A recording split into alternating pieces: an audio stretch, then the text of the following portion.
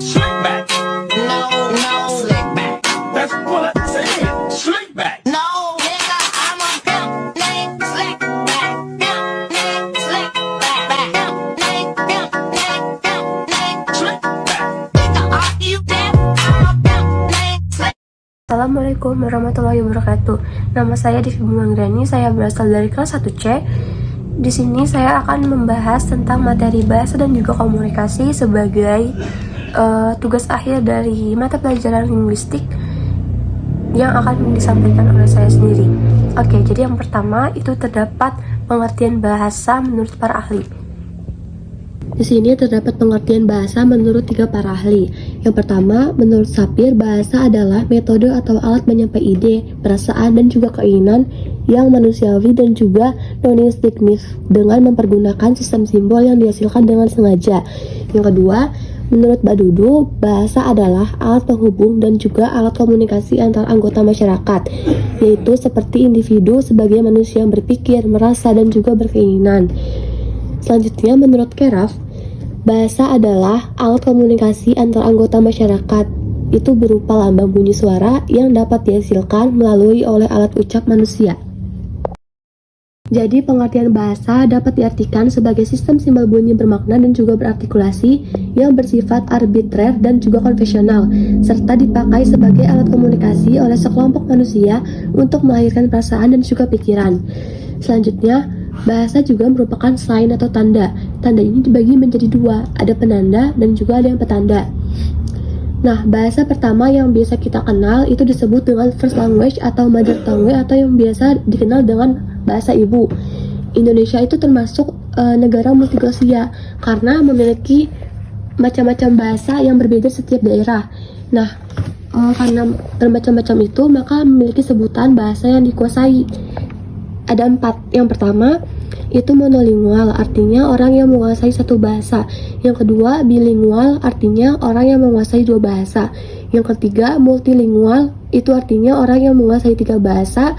Dan yang terakhir, itu polyglot, artinya orang yang menguasai lebih dari 3 bahasa. Selanjutnya, terdapat keliru gagas dalam berbahasa. Yang pertama, bahasa itu sama sekali tidak diwariskan. Yang kedua, menganggap bahwa bahasa itu sulit, padahal bahasa itu mudah jika kita ingin belajar.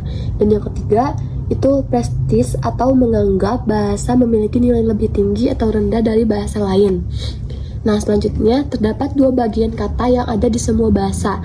Yang pertama itu onoma. Onoma itu berarti nomina, subjek, kalimat yang selalu diawali huruf kapital dan juga diakhiri tanda baca yang final atau yang dibicarakan. Yang kedua itu rema. Rema itu verba predikat, berarti itu yang menjelaskan. Selanjutnya itu 3 istilah bahasa. Yang pertama ada language, artinya semua bahasa yang ada dalam masyarakat. Yang kedua langu, berarti bahasa dalam situasi komunikatif tertentu.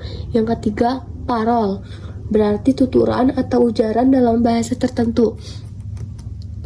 Selanjutnya, terdapat satuan bahasa dari yang terkecil hingga yang terbesar. Yang pertama, itu ada fonem, yang kedua morfem, yang ketiga kata, yang keempat frasa, yang kelima klausa, yang keenam kalimat, dan yang terakhir wacana. Selanjutnya, terdapat ciri-ciri bahasa. Di sini terdapat 5 ciri. Yang pertama, itu bahasa itu sifatnya beragam dan juga universal. Yang kedua, berupa lambang bunyi yang bersifat arbiter atau manusuka dan juga bermakna. Yang ketiga, dinamis, berarti tidak dapat terlepas dari kemungkinan perubahan yang sewaktu-waktu dapat terjadi. Yang keempat, bahasa itu bersifat produktif. Yang kelima, bahasa juga bersifat unik. Selanjutnya, terdapat upaya manusia dalam mempelajari bahasa. Di sini terdapat 4 upayanya. Yang pertama, itu membuat mitos. Yang kedua, berfilsafat. Yang ketiga, mengkaji dengan motivasi agama. Dan yang terakhir, mengkaji dengan motivasi ilmu pengetahuan. Nah, yang pertama di sini terdapat membuat mitos bahasa. Contohnya itu seperti membuat cerita dan juga keyakinan. Kalau yang cerita contohnya itu dongeng, sedangkan yang keyakinan contohnya suku. Nah, yang kedua itu berfilsafat. Filsafat itu memiliki arti tersendiri, yaitu philos artinya mencintai, sedangkan sophis itu kebenaran. Jadi, seseorang yang ahli filsafat itu disebut filsuf karena tugasnya mencari kebenaran. Nah, dalam mencari kebenaran juga terdapat 4 cara. Yang pertama, itu intuisi atau prasangka. Yang kedua, itu agama. Kita memiliki kitab suci. Yang ketiga, itu budaya, seperti pengetahuan lokal, pandangan dunia, dan juga pola perilaku yang berbeda. Yang keempat, itu melalui ilmu. Nah, selanjutnya, di sini terdapat upaya itu dengan cara mengkaji dengan motivasi agama. Yang keempat, itu mengkaji dengan motivasi ilmu pengetahuan. Nah, ilmu itu sendiri juga memiliki pengertian, yaitu pengetahuan yang sudah tersistematis. Sedangkan pengetahuan adalah sesuatu yang diperoleh sensasi indera. Nah, di sini juga terdapat syarat ilmu. Terdapat 3. Yang pertama, itu eksplisit. Berarti perangkat terminologi yang lengkap dan juga konsisten serta tidak boleh bertentangan. Yang kedua, itu sistematis, yaitu ada prosedur bakunya. Yang ketiga, itu objektif, berarti kebenaran yang bukan subjektif dan memiliki data yang implisit. Selanjutnya terdapat peran bahasa bagi eksistensi manusia.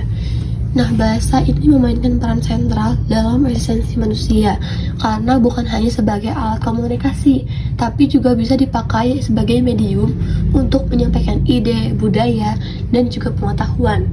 Bahasa itu memungkinkan manusia untuk bekerja sama, mengtransfer informasi, dan juga membangun peradaban.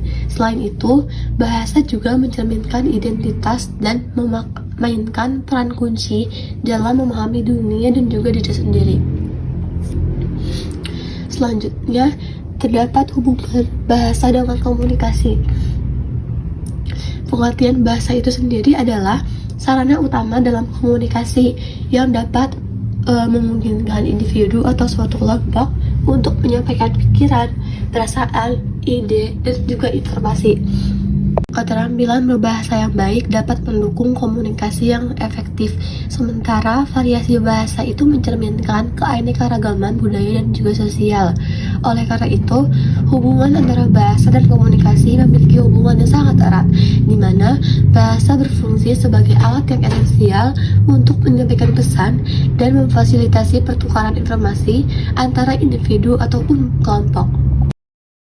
Bahasa dengan kebudayaan juga memiliki hubungan yang sangat erat karena bahasa mencerminkan nilai-nilai, norma, dan juga tradisi dalam suatu masyarakat.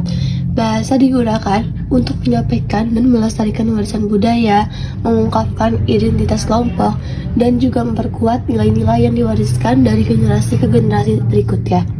Sebaliknya, budaya juga memberikan konteks dan makna pada penggunaan bahasa, membentuk cara orang berkomunikasi, dan juga menciptakan kerangka bagi ekspresi kreatif serta pemahaman dunia. Jadi, bahasa dan kebudayaan memiliki hubungan dan bentuk yang saling mempengaruhi satu sama lain. Selanjutnya, terdapat hubungan antara bahasa, budaya, dan juga kebudayaan. Bahasa, budaya, kebudayaan itu saling terkait dan juga membentuk suatu hubungan yang kompleks.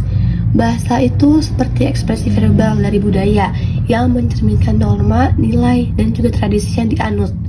Melalui bahasa, nilai-nilai budaya itu akan diwariskan dan dapat dijaga oleh masyarakat. Budaya itu mencakup seperti aspek kehidupan sosial yang melibatkan cara orang berpakaian, makanan, seni, adat istiadat, dan lainnya. Bahasa juga menjadi sarana untuk memahami, menyampaikan, dan juga merayakan berbagai aspek kebudayaan yang lainnya. Nah, kebudayaan itu sebagai keseluruhan itu sebagai cara hidup suatu masyarakat yang tercermin dalam bahasa sebagai bagian integral. Bahasa itu bukan hanya sebagai alat komunikasi, tapi juga sebagai wadah untuk menjaga, mengembangkan, dan untuk mewariskan kebudayaan dari satu generasi ke generasi berikutnya. Dengan demikian, hubungan antara bahasa, budaya, dan kebudayaan menciptakan suatu ekosistem yang saling mempengaruhi, di mana bahasa bukan hanya sebuah alat komunikasi, tetapi juga cerminan dari kompleksitas kehidupan manusia dalam suatu masyarakat tertentu. Mungkin hanya itu saja yang dapat saya sampaikan, kurang lebihnya saya mohon maaf. Assalamualaikum warahmatullahi wabarakatuh.